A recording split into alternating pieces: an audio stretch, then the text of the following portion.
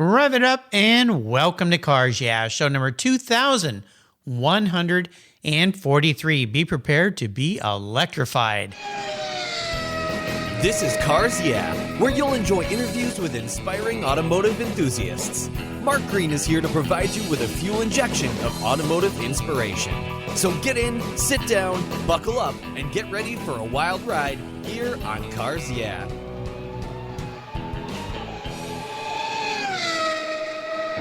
Hello, inspiring automotive enthusiasts, and welcome to Cars Yeah. Today I'm in, of all beautiful places, Saint-Tropez. Oh, am I a lucky guy, with a very special guest by the name of Wouter Witvoet. Wouter, welcome to Cars Yeah. Do you have it in gear, and are you ready to release the clutch? I am, sir. All right, we'll have some fun. Now, as I say that, we're going to be talking about electric vehicles. No clutch involved, right? There's no clutch involved, which is one of the things that we'll need to somehow replace in terms of the excitement that I get from driving a manual, if I'm really honest with you. Yeah, me too. However, you put your foot down in an EV and oh my gosh, it's like being in a slot car, right? Even in the small cars that we produce, I mean, they really pack a punch, when you put your foot down, which is, I guess, part of the fun. And that's what, EVs are definitely known for. It's instant torque. Absolutely. Well, you have a fascinating life. You're involved in so many cool things. So allow me to give you a proper introduction. But before I do, I want to ask you what I ask all my guests. What's one little thing that people don't know about you?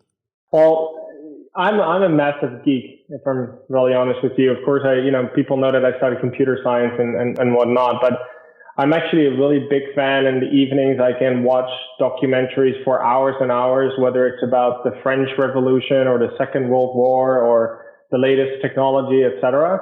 And I just find it really, soothing. So sometimes you can find me in my office late at night, just staring at my screen, reading about a random topic. And I think that always surprises people quite a bit.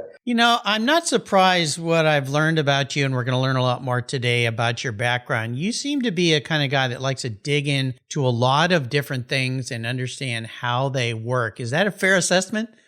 I think it's a fair assessment. I think I've done, of course, in my first venture, which was fintech. My second was crypto, now involved in automotive manufacturing, which is pretty diverse in terms of industry. But I'd like to think that I can get dangerous quick enough for any sort of subject matter. And it's so far, no one's really caught me to the contrary. So.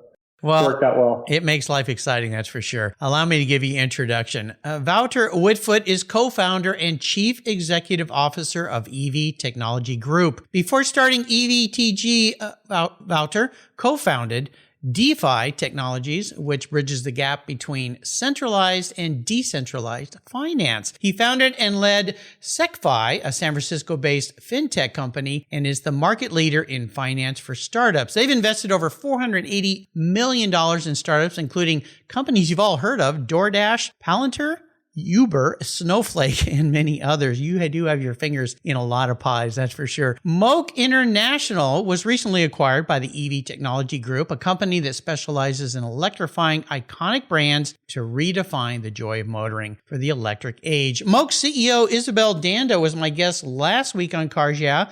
You have surrounded yourself with some very interesting people. You have a background in computer science, as you said, and you graduated from the University of Cambridge. So we got a smart guy in our hands today. We're going to have some fun. We'll be back in just a moment, but first a word from our valued sponsor, so please give them a little love. They're the reason the lights are on around here, and we'll be right back. Covercraft's newest 3-layer all-climate cover is especially engineered for moderate weather conditions, and it's treated with an extra UV-resistant formula. It's soft, it's breathable, and it's easy to store, all while pampering your paint, providing maximum UV, rain, and dust protection. If you live where it's windy, no worries. Simply add their gust guards for windy conditions to add extra protection to keep your cover in place. Your 3-layer all-climate cover is custom tailored with Covercraft's attention to detail, form and fit with the quality and attention to detail that's been their tradition since 1965. Covercraft protects cars, trucks, motorcycles, RVs, trailers, and watercraft too. Every one of my vehicles is protected with a Covercraft cover. And I have a deal for you. Use the code YEAH21, YEAH21 at covercraft.com, and you'll get 10% off your Covercraft order plus free shipping. That's right. So get 10% off with free shipping by simply using the code YEAH21 at checkout. Covercraft, protecting the things that move you.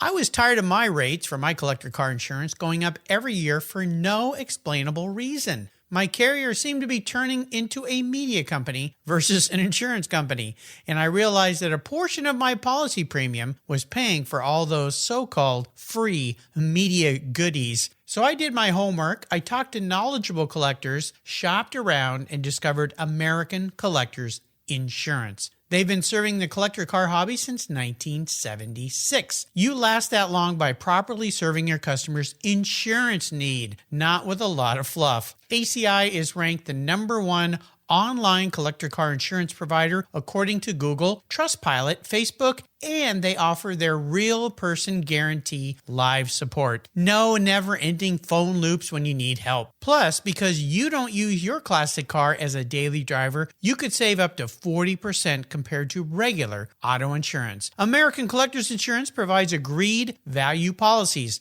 So if you experience a total loss to your collector vehicle or it's stolen, you'll be paid the amount listed on your declaration page, less any deductibles, of course. No ifs, ands, or buts. Give them a call today and ask for your free quote at 866-ACI-YEAH. That's 866-224-9324. Tell them you're a friend of mine, Mark Greens at Cars Yeah. American Collectors Insurance. Classic car insurance designed by collectors for collectors. Jim Canova is a past guest here on Cars Yeah, and he's detailed over 8,000 vehicles. And that kind of professional experience leads to innovation. He was tired of uncomfortable stools and creepers and being down on his knees when detailing cars. So as a result, Jim thought, you know what, there must be a better way. And he invented the Bumby Seat. His unique design gets you off your knees and your bum onto a far more comfortable seating position for all your low-level automotive detailing. The Bumby Seat, with its patented full flat design, allows you to adjust your position to the task at hand. Convenient side trays hold your car care products, tools, cloths, or a tasty beverage. Built for the toughest driveways and garage tasks, the Bumby Seat has wheels that roll easily over almost any surface, and it makes a great around-the-home adjustable stool for hobbies, yard work, or take it to the car show. The full flat design makes storage a breeze. Jim has launched an Indiegogo fundraiser, and you can get in on the start of what's sure to be an industry favorite. Go to Indiegogo.com and type in Bumby Seat, that's BUMBEE Seat, to be one of the first in line to start improving your automotive detailing experience today. That's Bumby Seat on the Indiegogo.com website. A fun folding mobile seat design. So we are back. So we're going to dive a little deeper in the corner. I get the impression you're a car guy. You love to drive. You said manuals, go fast and have some fun. Let's talk a little bit about EV Technology Group, because as if you're not already busy enough with everything else you're doing, you decide to venture into automotive manufacturing. That is a difficult, challenging field. There's this other guy named Elon out there somewhere, I hear, that's doing some of the same kind of stuff. So why this area now after all the other successful companies you've been involved with? Yeah, I've always built every company that I started around a passion, but also a very specific investment thesis that I had on an industry. And when I was just thinking, last summer about what I wanted to do next, part of me was looking at like the EV revolution that obviously everybody can see that we're going through. I think there's no question in most people's minds that EVs are here to stay, and that's the path forward. But as I was thinking about the next vehicle that I wanted to buy, and I call myself, a self-proclaimed petrol head, if you will, like I love driving cars, and I can take my cars out for a different reason than going from A to B. Like I don't have to have a destination in mind to drive my car. As I was looking at the sort of array of, possibilities of cars that I could purchase, there was really none that really appealed to me. And the reason for this is that most talk about the utilitarian nature of having a car, which is going from A to B. And that I think, you know your listeners better, but I think there's a lot of people that listen in that can buy a car for different reasons because of the brands, etc. And rather than sort of waiting for what's out there, similar to my previous ventures, I figured out, okay, let's do something about it. So I founded EV Technology Group and really focus on acquiring existing brands and then making them go electric, kind of taking that existing brand equity that's there and then leveraging that going forward. And that's kind of the genesis of the company. Well, it's very cool. When Isabel was on the show, her background is with major, huge brands. And to make that shift from those giant brands to MOKE, and I'm familiar with MOKE because I like cars. I like old classic cars. I had a lot of old classic cars. And I asked her this question. I go, transitioning to MOKE and then going to electric, this is a very interesting step. So I'm going to ask you the same thing because I get the feeling you're a guy that likes sports cars. Is that a fair assessment? I like sport cars. I like fun and leisure cars. You know, so they fall into that same category of like, they're not cars you need, but they're cars you want. And I think I have a lot of that, you know, that love for cars, basically. Yeah. One of the things Isabel talked about was the MOKE being a vehicle that is not a daily driver type car. It's a fun car. It's a beach car. You go down to your boat or to the beach or the club or whatever. You're in Saint-Tropez. I mean, this is like the perfect setting. The vision I have of Saint-Tropez and the MOKE as this fun vehicle to move around, have some fun. How do you see the MOKE working for who the MOKE buyer is? Yeah, I think the MOKE buyer is typically a buyer that doesn't take themselves so seriously. They're about having some fun. They can maybe afford a very luxurious sports car that is 5 times the price of a MOKE, but they choose to drive the MOKE because they know that's actually the cooler car to drive, like you said, to the beach, to your villa, to do some grocery shopping or take some friends out for a ride. And I think that's very much also the trend that we're seeing in that category.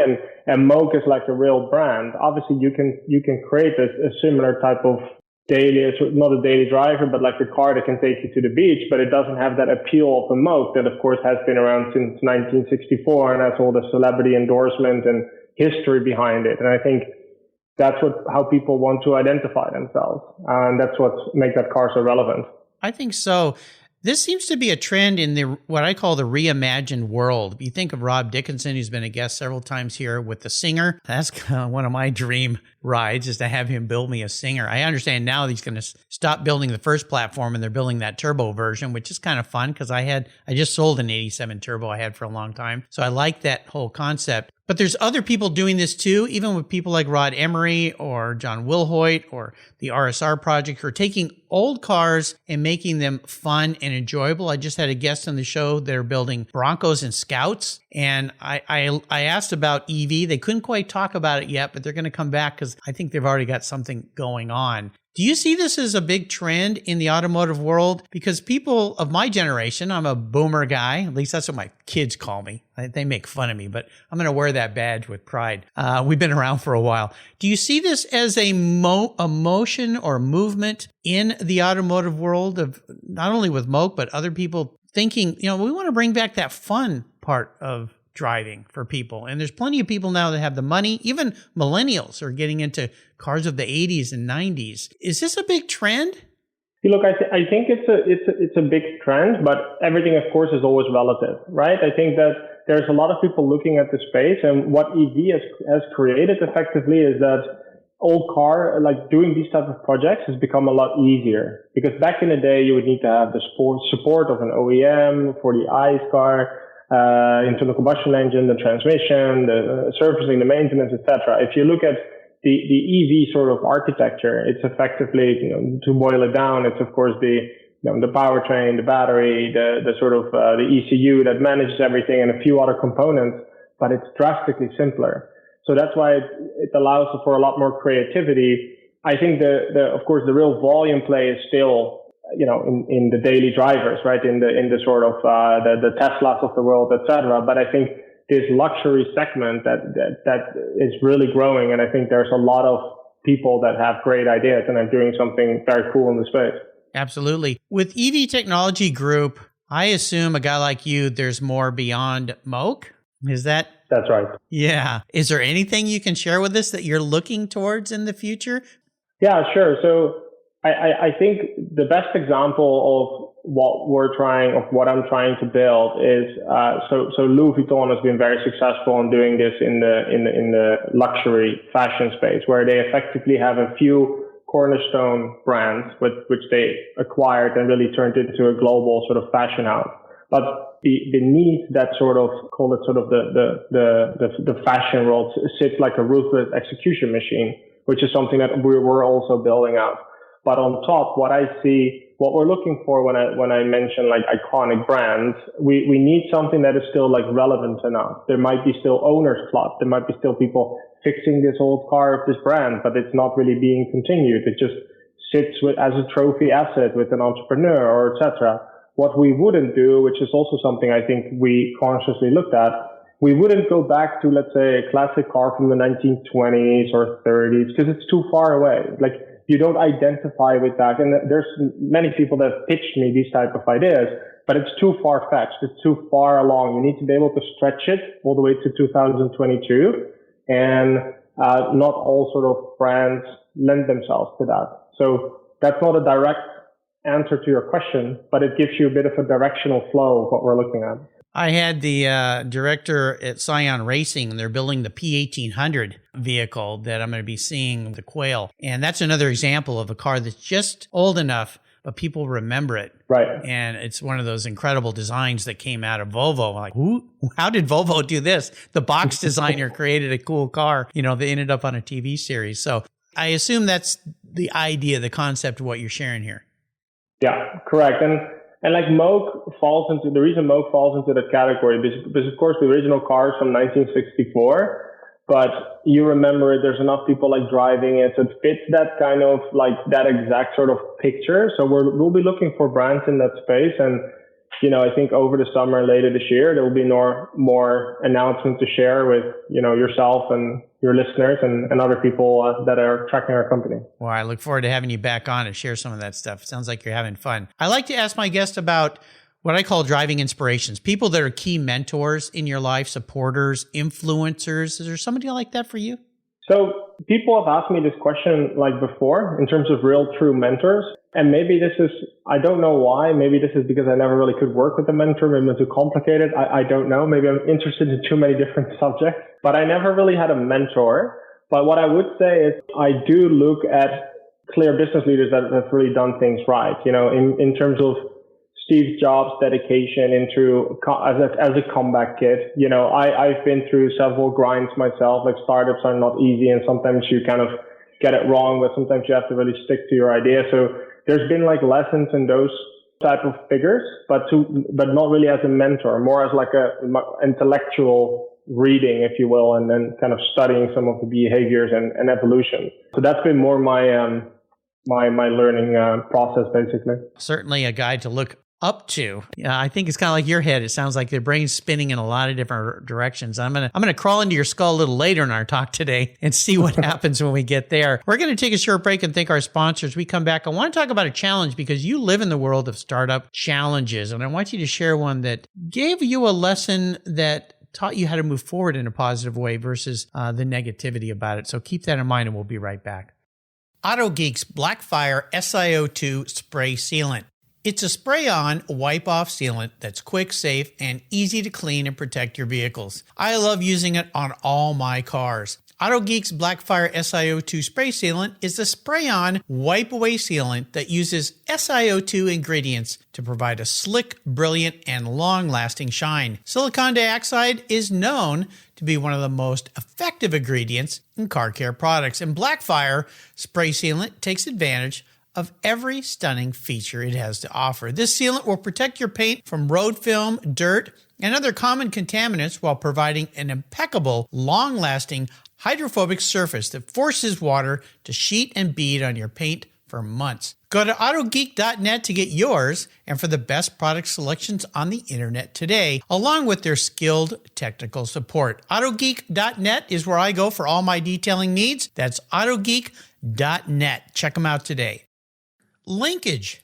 It's a new quarterly publication and website that covers the automotive market, driving, restoring, collecting, and discovering your passion for motor vehicles. Linkage is about experiences, opinions, and values.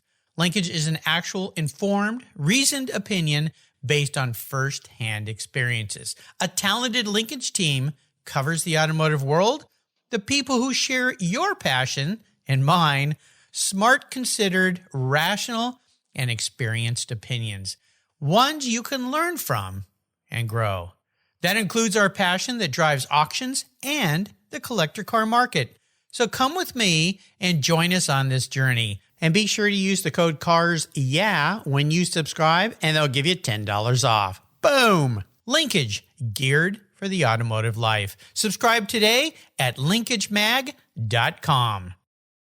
If you're listening to this program, there's a pretty good chance you believe what I believe, that the collector vehicles we love are more than just a means of getting from one place to the other. They're a part of our culture, our identity, and as a people, they bring us together at vintage races, classic car auctions, and 1,000-mile rallies. That's why I support the RPM Foundation, which exists to ensure that the critical skills necessary to preserve and restore these important vehicles aren't lost to time. RPM stands for Restoration, Preservation, and Mentorship, and their goal is to inspire the next generation of vehicle restoration professionals through its outreach programs. And they include Shop Hop, Off to the Races, the RPM Future Class, and many others. These programs engage talented young people across the country and connect them with mentors and a variety of opportunities in the industry. For more information on how the RPM Foundation is driving the future of collector vehicles skill trade, visit rpm.foundation today. So the big challenge question, I have a feeling this isn't going to be too hard for you. Although I'm guessing you're the kind of guy that looks at failure as a good thing because you pushed until the breaking point. But we'll kind of see. So walk us through a really tough situation, business, career, life. That doesn't really matter. It's more about what did it teach you so you can move forward in a positive way? What was that lesson learned from that situation?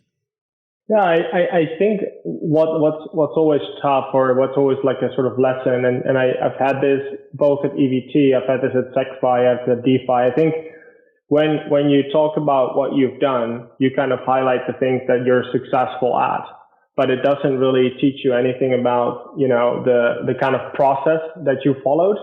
And I think, especially as it, my first startup, SecFi, like raising funds for a very new business that was just coming off the ground is incredibly difficult. So I think, I don't know what the number is, but before we raised, first round of equity, we've heard about 50 different no's, but you have to keep going and believing. And it's very tough, because at the time, I was living in a $50 shared Airbnb in San Francisco, which is not very glamorous at all, but people don't really know that, right, and don't really see that.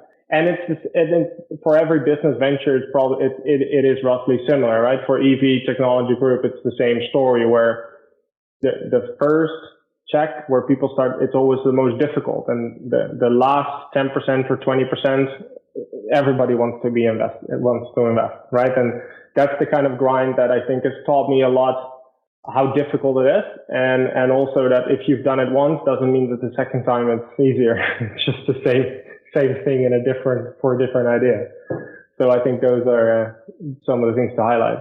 I had a great friend. I lost him a few years ago, sadly, but Bruce Levin, who was very successful in business. He was a race car team owner too, raced incredible series of cars, had some of the best drivers, Bobby Rahal and other people race for him. And I had lunch with him one day and I said, Bruce, I asked him a similar question and he said, Mark, he said, I was really successful in the trash business. That's where I made my money. He started collecting trash. He's bought a truck and he became very, very wealthy. Yachts, airplanes, jets, all this stuff. And he thought, I thought I was so smart that I could do anything. And then I went into the car industry and started selling cars. He bought car dealerships. And he goes, I don't know what I was doing. He goes, I lost a lot of money. I went back to trash. But it was hearing him say that, because you look at people and go, well, you're always successful. So that begs the question, a lot of people never make it past that no stage. They keep hearing no's and they finally go, I'm done. But people like you, Steve Jobs, Elon Musk, all these other people that raise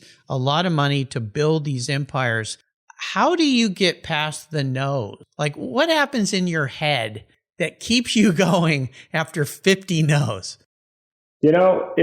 I think for me, it's a very good question. And maybe the reason it's difficult to answer is maybe the reason that we keep going. But I think it's also about if I'm a strong believer that, if you really tell me that my idea is wrong and you can tell me, analytically, basically why I'm not correct, maybe I'll sort of reevaluate. But if I'm just still really believer that this is a market, here's a solution for a problem in that market, it's going to take more than 50 or 100 no's to get me off that idea, basically. And it doesn't mean that I've never failed at a venture. Like I've had ideas that were ideas that never got off the ground, so to speak.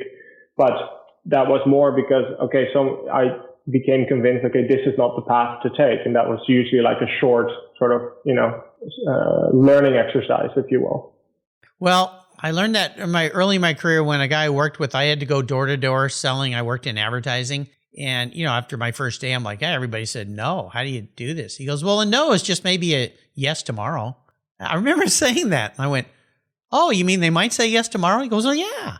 You don't give up. They just didn't need you today. They might need you tomorrow. So that's kind of what got me through that. But it was hard, especially as a young guy knocking on doors back in the old days without internet or any of that kind of fun stuff for sure. So, well, let's talk about bucket list. I may be going a little too far out, but I have a feeling that you're a guy whose universe is very expansive beyond what you're doing today. Are there ideas out there you have in your head? So I think when you talk about like bucket list of things that I want to do, I think, this is sort of my fourth company. I think I've started 3 companies that have really solved problems, a very specific thing. I think my bucket list is really what I want to do with EV Technology Group is just make that a lot bigger than all the other companies combined, because I think the opportunity is so bigger, but the challenge is also vast. Like you say, you're mentioning it already correctly, like automotive is definitely not an easy sector. There haven't been many people that are very passionate that have burned a lot of money in that sector.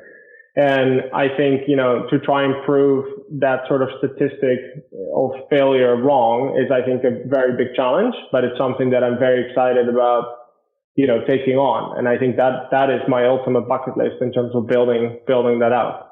I've had a lot of guests on the show in the battery industry, particularly, to talk about how to supply vehicles with that technology and improve it. What are 1 or 2 huge challenges you see with this massive, very fast track to EV? Because I've talked here in the United States, it's our power grid structure. It's just not there. We talk about this, and maybe I'm wrong, but a lot of these people in the battery technology, especially people like I've had guests from Israel, Switzerland, other parts of the world, have said, you guys in the U.S. are kind of behind the curve here. You need to catch up a little bit. And I don't think our government is supporting that enough. It doesn't seem like it, especially with the most recent round. I think they said $5 billion or something. I mean, there's going to be a lot more money needed than that. What do you see as the obstacles to overcome this push to put everybody into EV?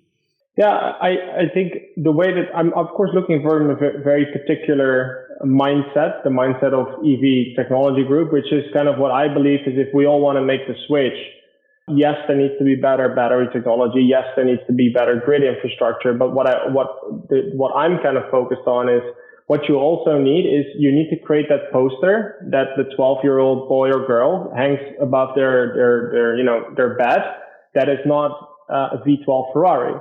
And that needs to be an interpretation of an EV vehicle. And I think if we want to convert like the sort of big majority to EV and get that change of mindset, we need to start to create those vehicles, and those are not being created at the moment. So what I'm focused on really is focus on that particular thing that I know what my focus is, and then I know that other people are also working on other problems that are very important. So that's kind of how I'm isolating the thing that we can focus on.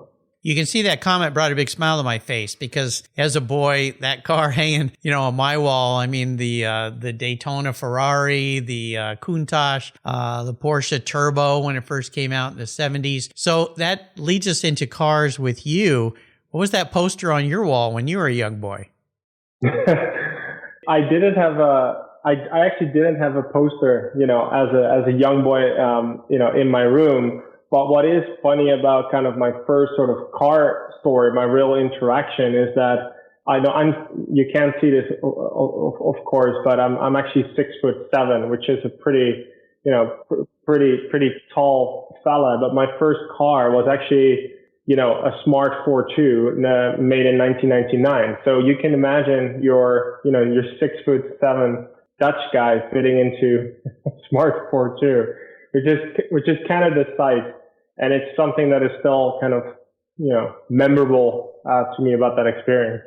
Okay, I would have never thought that. A Smart 4, oh my gosh, that's like crazy. I had a friend whose dad was very tall, and he bought a Lotus Elan way back when, and he used to have to fold himself into that car to be able to drive it. So a Smart 4.2, wow.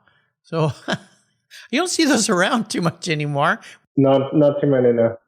Yeah, that's wild. So I alluded to this earlier. I'm going to be your car psychologist today. I'm going to crawl into your skull a little bit here. What would you be in the means of a car if you were reincarnated, pun intended, manifest as a vehicle? This isn't what you want to be. This is how you perceive the man in the mirror. What would Wouter be, but more importantly, why? Thinking about this, and I think I would be a Lamborghini tractor. Oh, okay. Here we go. Because it's luxury, because it's a Lamborghini tractor. Right. It's functional. I think it's reliable.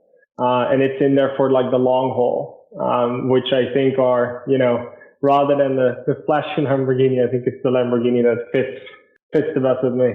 Now, this is interesting in another way. Ferruccio Lamborghini, of course, started his career as a tractor builder and then evolved into the sports car manufacturer we know today. And people that aren't car people, when you say, well, he first made tractors, they look at you like, what? I mean, even Porsche made tractors, right? But that's kind of how I see you, a guy who's evolved into different technologies and different parts. So that's a very interesting answer. That's why I like to answer that question. So, it's a fun one. So do you see the series Jeremy Clarkson did about his farm, owning the farm? Yeah.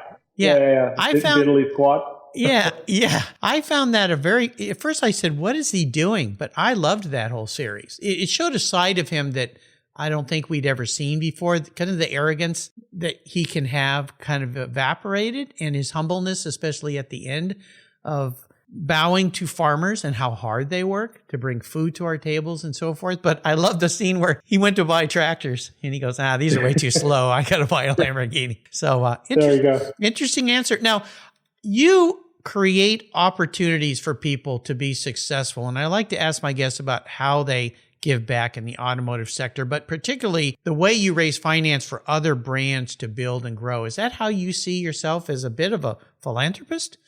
Look, I'm 32 years old. And of course, with a lot of the people that I work with, they have vastly more experience in their respective fields, or they're experts, or they're older, or have a different kind of way. So basically, what I like to think is that I like to sort of enable others to do things a certain way. And I think when you look at the automotive space, I think they've for a very long time looked at the world a certain way. And I think we now at a sort of inflection point, I like to use that word, where we can actually do a lot more and sort of bring different people together from automotive. I of course come from entrepreneurship world, and then also with kind of a team that is very analytically and strategically focused, and create sort of a melting pot that can do great things together.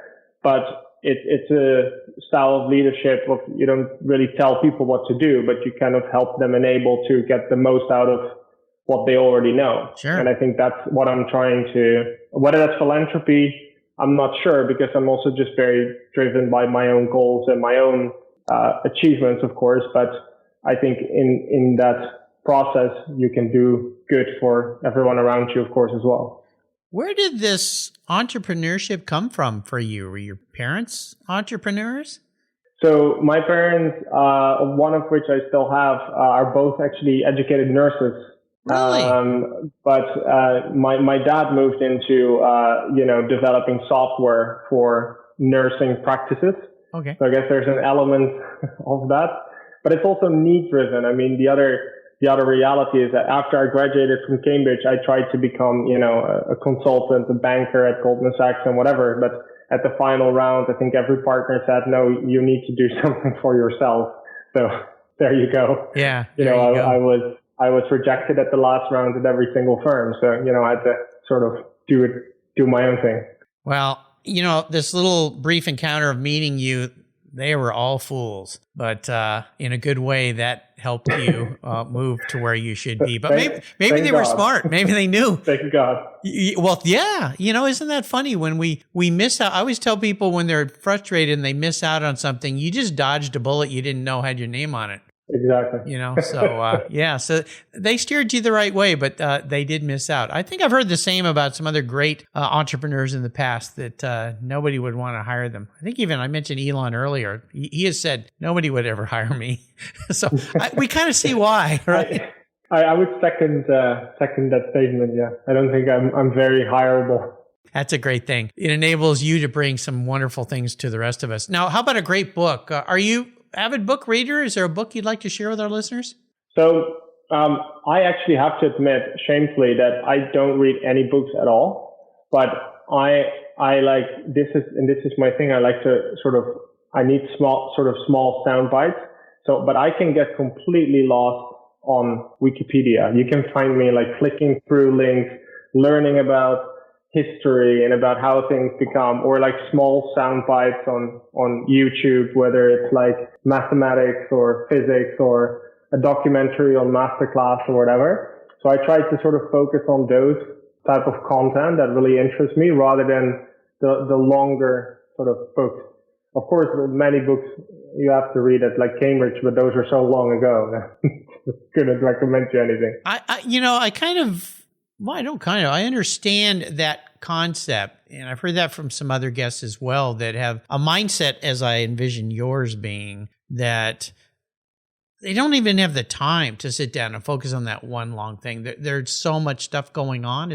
Would you say that's what's happening in your head in a way? Yeah, and I look, the one thing that I like most is like to look at problems. There is this, because what interests me is like problems rather than reading about, the solution, if you will, which is often what a book is about. So if you look at one of the YouTube channels called Number File, which is about mathematical problems that is super complicated to solve, but they do it in a very elegant way. I can spend 2 hours trying to work out some problems and try to find solutions and learn new things. Those are more the things that I really enjoy, which is very geeky again. Well, you and my wife, Jill, she loves mathematics. She's an engineer, studied engineering, and her fun is solving problems and things. And she's referenced that same site, and I'll go and look over her shoulder and go, She goes, oh, this is so cool. When our kids got into advanced mathematics in high school, she got so excited. She bought her own textbooks so she could have her own to make all the notes in so she didn't mess up the kids' books. So, that's a very unique mindset. So I'm going to enable you to go on the ultimate drive today. I'm going to buy you any car in the world. This is kind of a fun thought. I'm going to park it in your driveway. You can take it anywhere you'd like. But here's the funner? Not even a word. A more fun part of this is you can take anybody with you, even somebody from the past, which opens up a wonderful world of discussion and topics and things like that. So what does the ultimate drive look like for you, Wouter? Well, I mean, this may be a cliche, but I would definitely pick a MOKE, obviously, because we just launched the MOKE. Yes. And I'd probably take my mother, who is unfortunately no longer with us, but she's not really got to enjoy many of the things that I've done in the past few years. So I'd just love to take her on a drive, probably actually not at the beach, probably through the mountains somewhere in Switzerland where she can go and take a hike. Yeah. And just really have a conversation about all the things that are sort of going on. I think that would be just a lovely ride and lovely, setting and a lovely car. And I think that would be really beautiful. I'd love nothing more to do that for you. That would be pretty darn special. No doubt she's looking down with a huge smile, proud smile on her face for her son. That's fantastic. And a MOKE, what more fun could you have? I agree. Yeah, you don't have to be moving too fast, which is sometimes good to kind of slow down in life and enjoy the scenery. You've taken us on a fabulous ride today in the MOKE and around your world. I can't thank you enough for sharing what you're doing and for what you're doing too to help promote people and bring back some fun things, especially with the MOKE. Before I let you go, would you share a couple words of wisdom, advice, or inspiration for our listeners? Yeah, I think one of the things that I really have learned that I try to tell people is rather, I try to be good at one particular thing that I know I can be good at, and that's really served me well. So none of the SecFi or DeFi or whether it's some other accomplishment, they are not the biggest company in the world, but they're very good at exactly what they're doing. And I think too many people try to chase everything or try to be the Elon Musk and supply cars for everything or try to be everything to everybody in the market. And I think if you try to focus on what you really do well, you can be a winner or a market leader in that particular segment, and that gets you very far and it gets you to the next thing and etc. And I think that realization has helped me a lot in my career and in startups that I've formed, and I think that can really help others as well. Great advice, for sure. How can people learn more about EV Technology Group, learn more about MOKE, and also SecFi? Yeah, I think they can go to evtgroup.com where I have much more information. People can almost email. I email back, actually. So it's WOUTER, Wouter at evtgroup.com. And also previous companies, secfi.com as well. So you'll find more information there. Absolutely. Cool. I want to do a shout out to our mutual friend, Nick Francis, Associate Director of Influence Associates. Nick has brought me some wonderful guests. So Nick, thank you very much. Wouter, thank you for spending some time out of your busy schedule with me today. You are fascinating. The companies are fascinating. Can't wait to see what's next. Hopefully I can have you back on the show sometime in the future with some more fabulous things you're doing. Thank you so much for your time today. Until you and I talk again, I'll see you down the road, hopefully in a MOKE. Thanks a lot for having me. It's a pleasure. You're welcome. Thank you so much for joining us on today's ride here at Cars Yeah. Drive on over to carsyeah.com to find show notes and inspiring automotive fun. Download your free copy of Filler Up, a fun book filled with gorgeous photographs of fuel filler fun, including quotes from more inspiring automotive enthusiasts. Download your copy today, and we'll see you next time on Cars Yeah.